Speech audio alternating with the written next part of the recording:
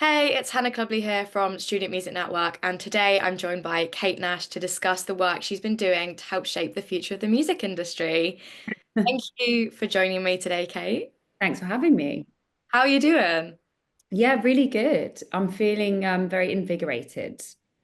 Um, so yeah, I'm working on this survey called Music Fans Voice, which is the first of its kind.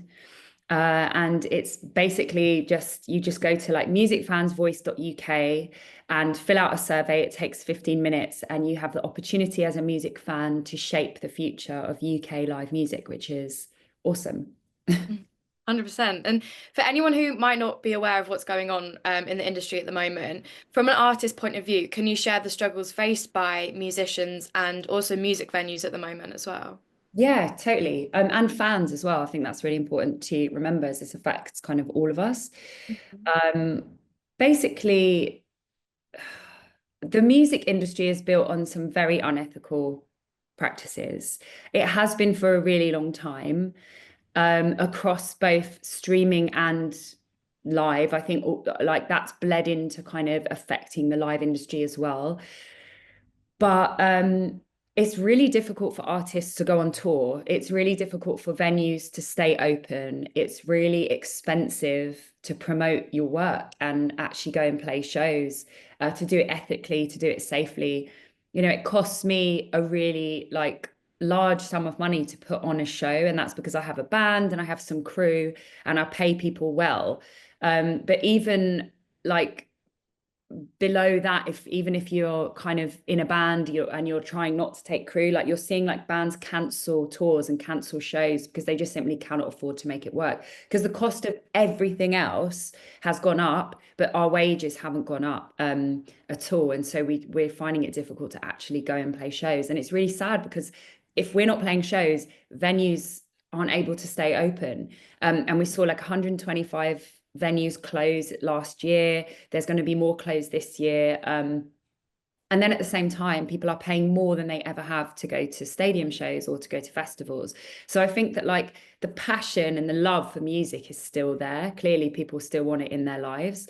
But I think we're all aware that like it's a bit broken and it can't carry on like this. And in my opinion, what the music industry is saying is that like music isn't for everyone, it's just for the really privileged and the really rich, or someone like me who happens to have a number one record in my catalog, so I can afford to take a financial hit. I go on tour and I lose money, but like what if people can't afford to do that? And I think that's not fair. I don't know how like me would start, like if I was 18 now trying to make it work, I don't know how I would be able to do that. So I want to make things better.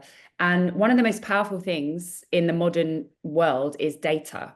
And as sort of boring and unsexy as taking a survey is, this is the kind of action that will lead to change. So I'm really encouraging people to just take those 15 minutes and fill out the survey, because not only will you have somewhere to vent about issues that you might care about if you are someone that goes to gigs and enjoys live music, but like that data is actually going to be listened to and brought to government, and we're going to be able to use that data to make things better for both fans and for artists. Because I think most artists and bands just want to be able to put on great shows and like create community around their music. So I feel really passionately about it, and I'm really excited to finally have something that feels like a bit of a solution.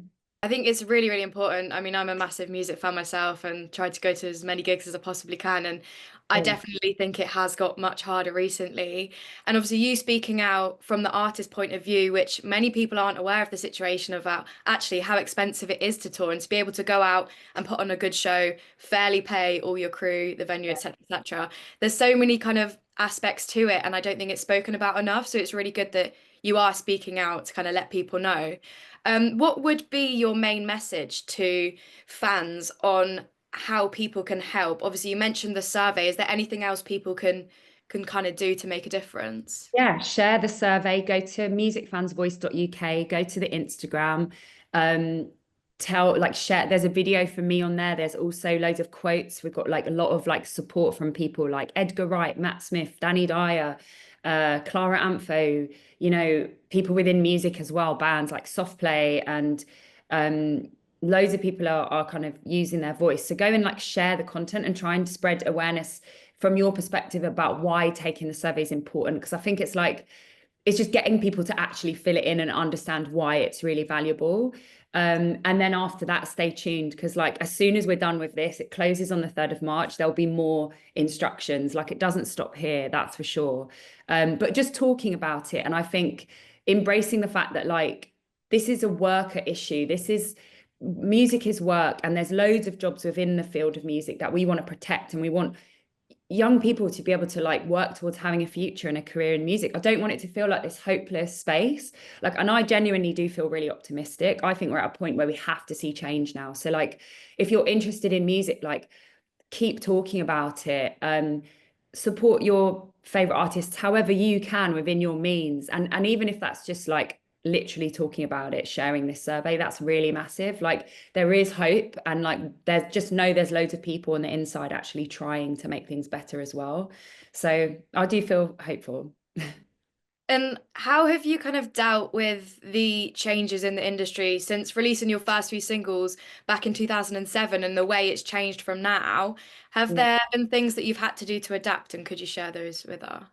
Definitely. I've been through a lot of different things, from being dropped, like being on a major label, dropped by a major label. I've had a manager steal loads of money from me. I've been completely independent. I'm now signed to an indie label. So I've really seen a lot of different sides of the industry. At the moment, I'm like subsidizing my costs. I started an OnlyFans in November. I'm selling pictures of my ass to pay for the tour bus. Um, you know, that to me is quite funny. It's also a political point, and it also shone a massive light on the issue, because obviously it was quite scandalous and people wanted to talk about it. But I am someone who will push forward and do what it takes to keep making music, because that's my passion and that's what I believe in. And I really just want to leave a mark behind of like I like made a difference in the industry. That's always been something I really care about. But like you just have to be adaptable, think on your feet, and like never ever give up, basically. I think that's a really good message. And I think in situations like this, like you said, you've got to do stuff to stand out, to make it memorable and to make people react to it.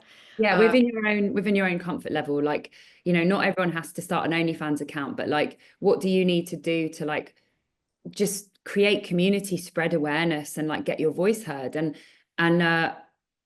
I don't think it should be as hard as it is. That's one of the things I want to change. There's so many talented young people out there, and I think it should be better. So I'm working to try and make those conditions better. that's really good. And my last question is, you're now the patron of Music Venue Trust as well. How do you think that role will help you make a difference to the industry? I think it will give me guidance. It gives me like an inside connection to what's actually happening on the sort of legislation, like with legislation, with MPs. I went to Parliament. I think it totally validates the sort of punk renegade, you know, activist action on the streets where I'm shouting and getting my arse out. No, I'm also going to Parliament, speaking to politicians, and like being connected with people that are really doing the hard work on the inside. And so I feel like I need to walk that line. And I just want to know, I want to be close to where the change is happening.